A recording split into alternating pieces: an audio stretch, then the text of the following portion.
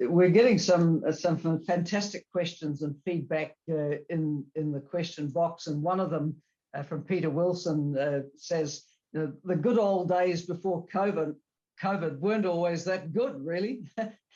So we have to do better with the recovery, I think, is where Peter's coming from, to which we say amen. Neuren says, hi, Helen and Gordon, I'm really enjoying the session. Want to ask you both, what makes you optimistic, particularly, and perhaps in spite of the long shadow of COVID? And Gordon, do you think optimism could be the 8th way to change the world, or is it already embedded in your other 7 ways?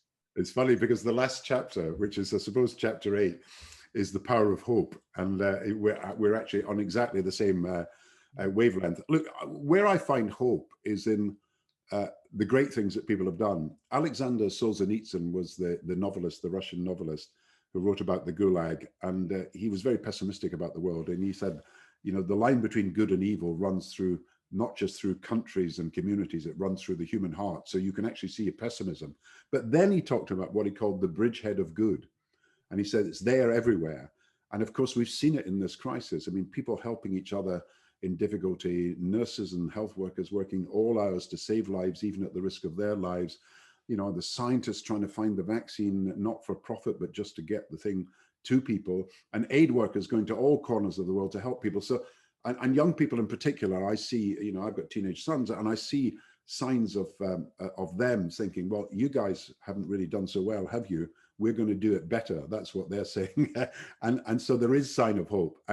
But you've got to have a vision before people. If you are asking people to think of the future, you've got to put a vision ahead of it. You know, you will remember all the stories about Martin Luther King, Helen. And, you know, he made this amazing speech in 1965 for civil rights, I Have a Dream.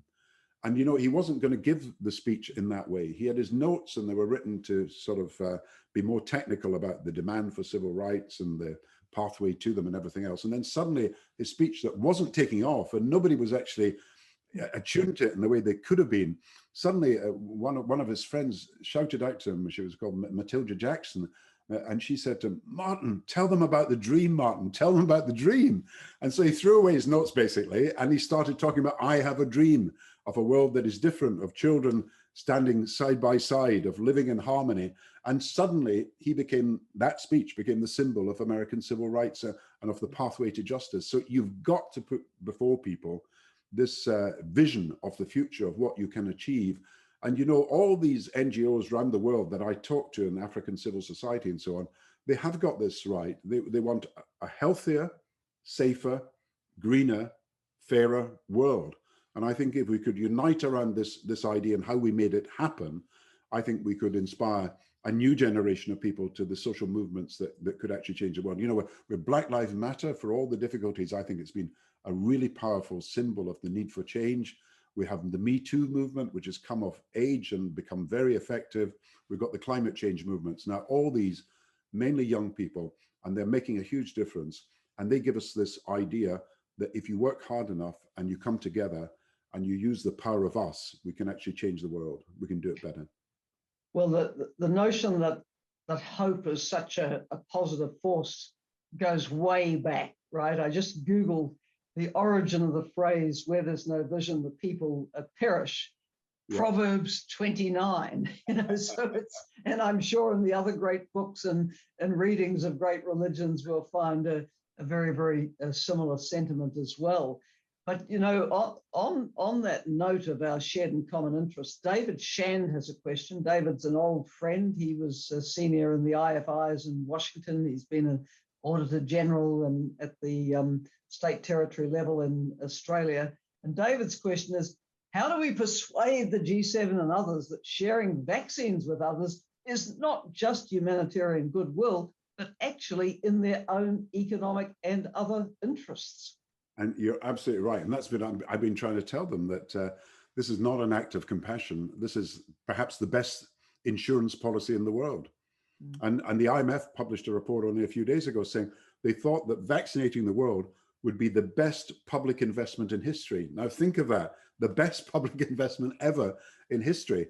And so it's so obvious, as David is telling us, that this is not just an economic necessity because it gets the economy back to work. It's not just epidemiological, it gets people safe. It's an ethical imperative. And we cannot prove we are one world unless we can show over the next year that we're not divided between the vaccinated and the unvaccinated, between those who live and those who die, and those who are poor. You know, you know the facts, Helen, but you know, only 1% of sub-Saharan Africa has been vaccinated, but 70% of the United Kingdom. Now, for 1% to go up to 70%, which is what Dr. Tedros, who's done a fantastic job in difficult circumstances, what he wants, from 1% to 70%, you're talking about hundreds of millions of vaccines that are simply not promised to Africa at the moment. You know, you've got a population of 1.2 billion. You've probably got what 70% would be what 700, 800, it's 1.3 billion actually, about 800 billion. We've got 42 million vaccines into Africa, and we need 800 million. Now that's 42 to 800 is such a huge task that it's got to be done on a military scale. You've got to organize it, plan it. You've got to actually underwrite the funding of this, and then you build up the capacity on the basis of manufacturers knowing that they've got a ready market. And then, of course, you spread it to every continent. So you have manufacturing facilities there. And if you don't underwrite it in the first place, and Britain did that for itself, they could do it for the world, you don't get the vaccination at the levels that you need, because we know that pharmaceutical companies are responding mainly to demand, and that is provided by governments underwriting the funding.